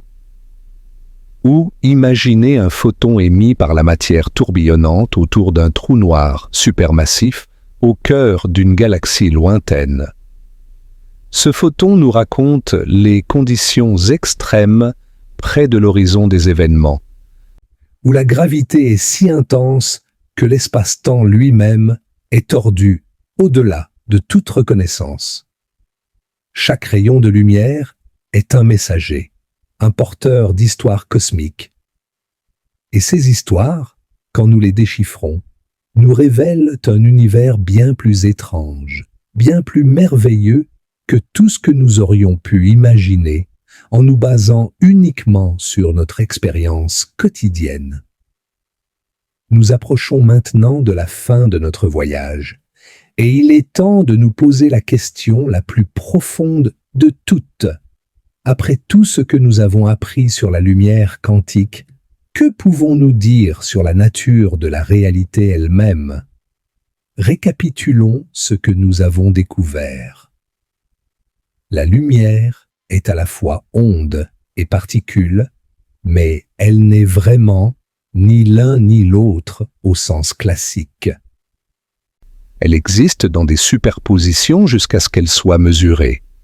L'observation semble jouer un rôle dans la détermination de ses propriétés. Des photons peuvent être intriqués, maintenant des corrélations instantanées à travers des distances arbitraires.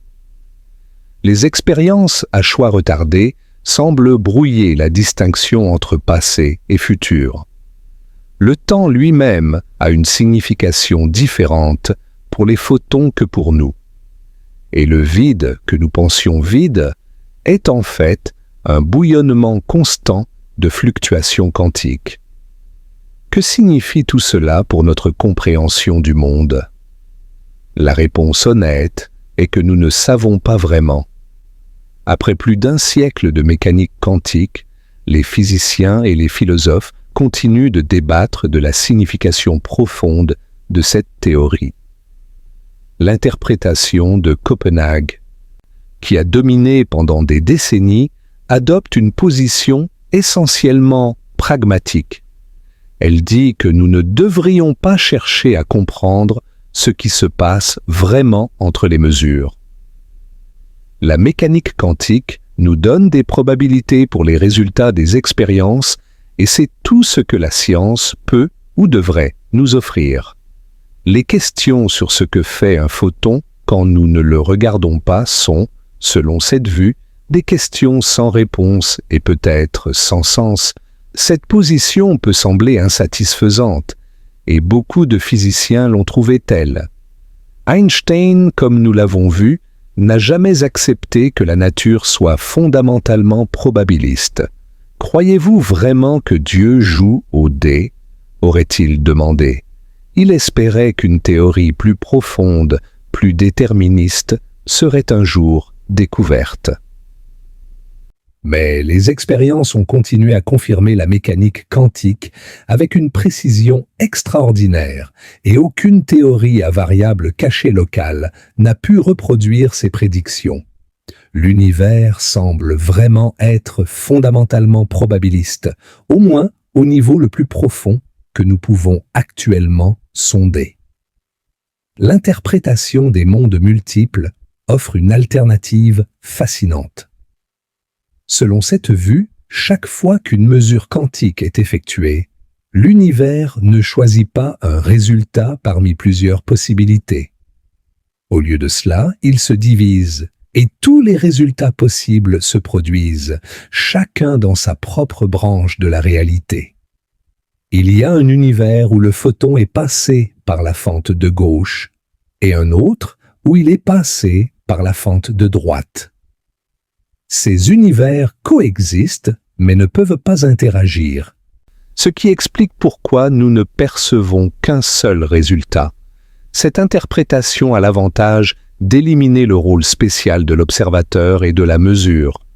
La mécanique quantique s'applique universellement sans effondrement mystérieux de la fonction d'onde, mais elle a le coût conceptuel d'accepter une infinité d'univers parallèles, la plupart inaccessibles à jamais.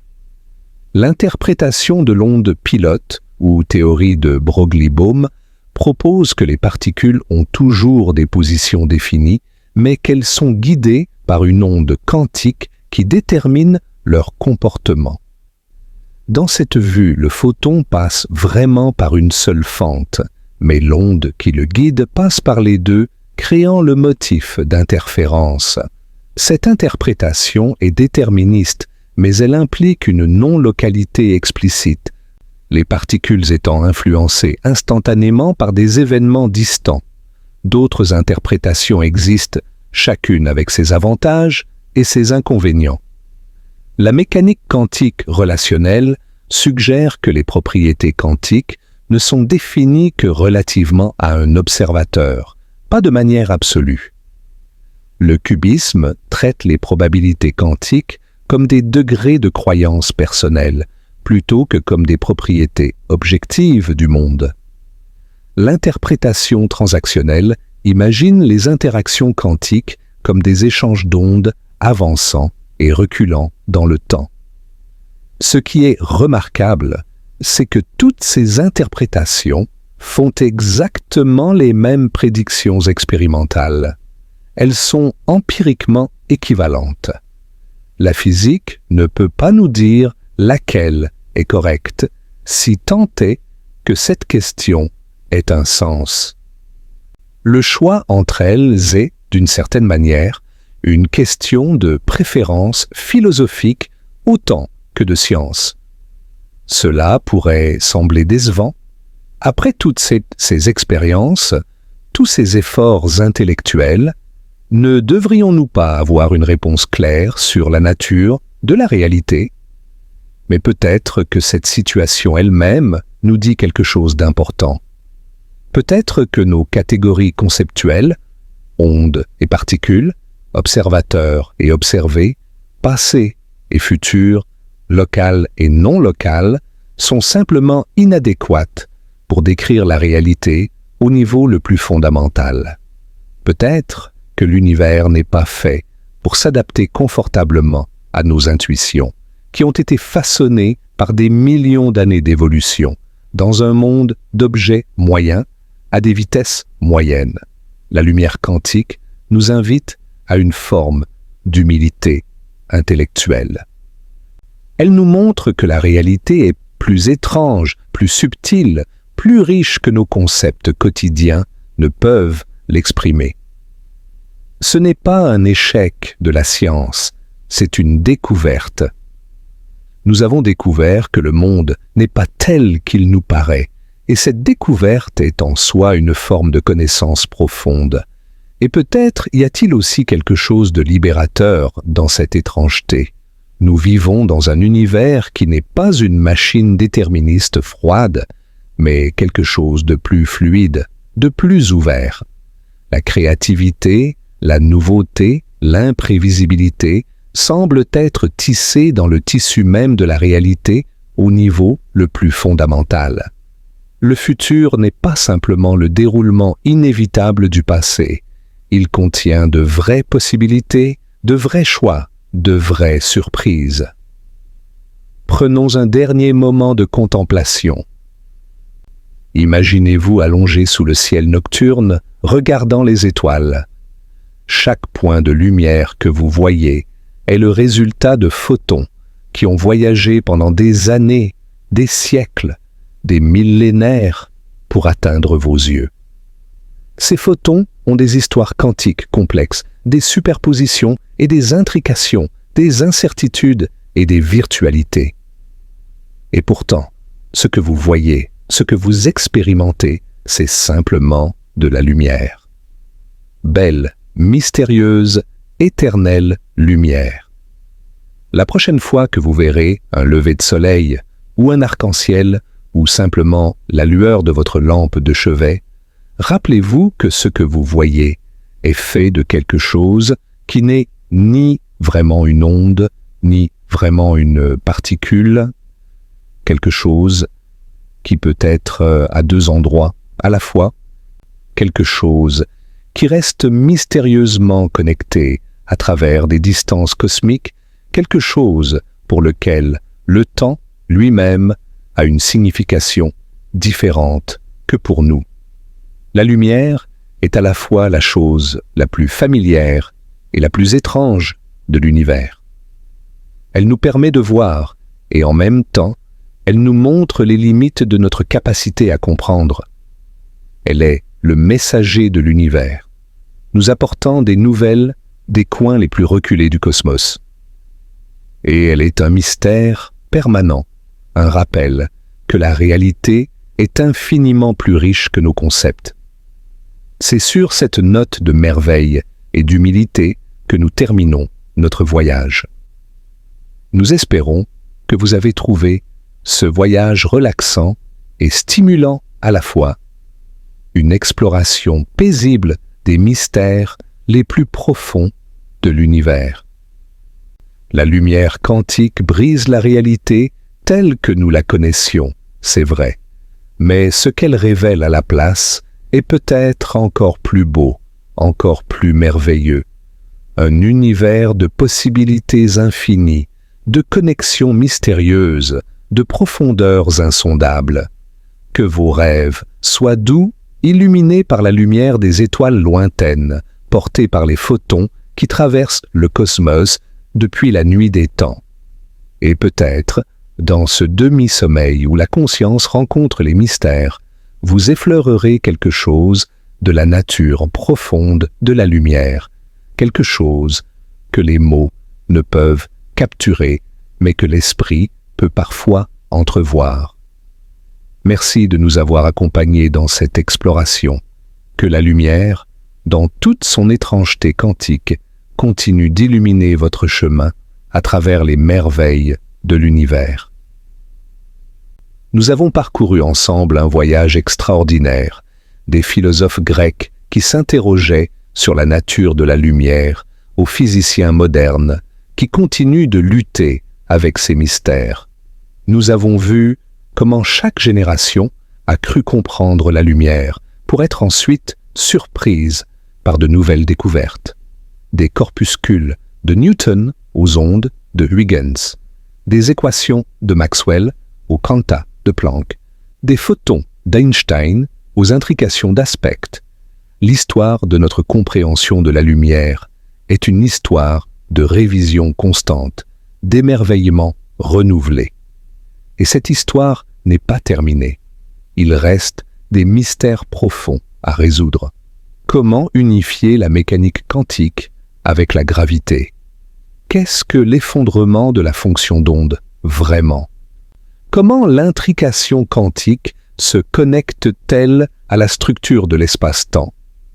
Ces questions occupent les meilleurs esprits de notre époque et leurs réponses, quand elles viendront, révolutionneront probablement une fois de plus notre compréhension de la lumière et de la réalité.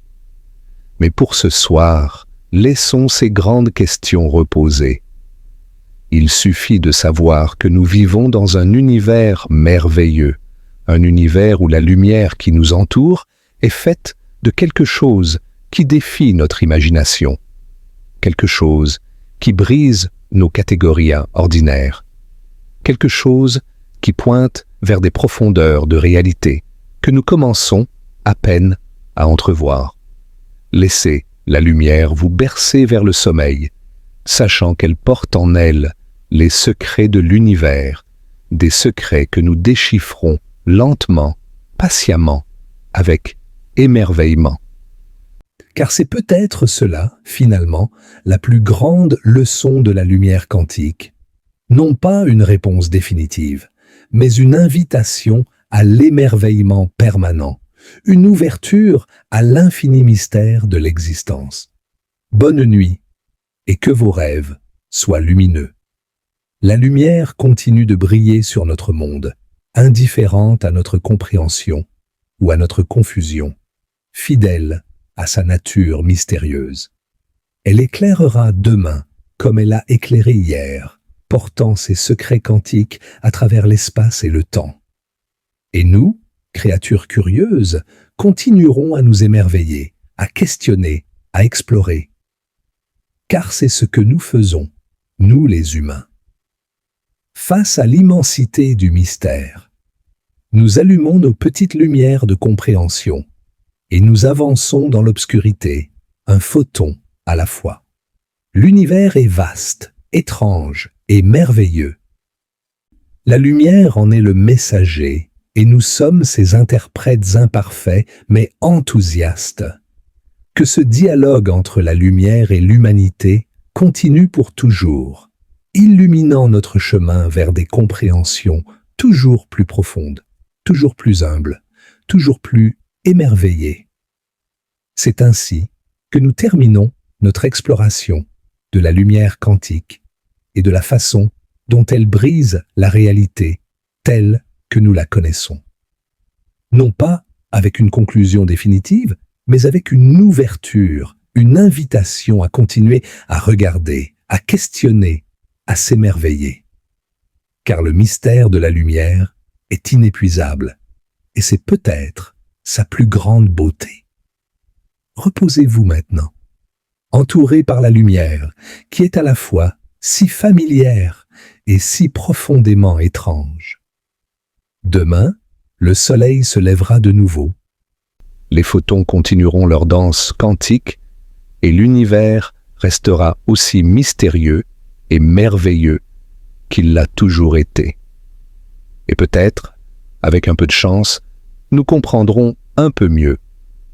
Ou peut-être simplement, apprécierons-nous un peu plus profondément le miracle que c'est de voir de percevoir, d'être illuminé par cette chose extraordinaire que nous appelons lumière.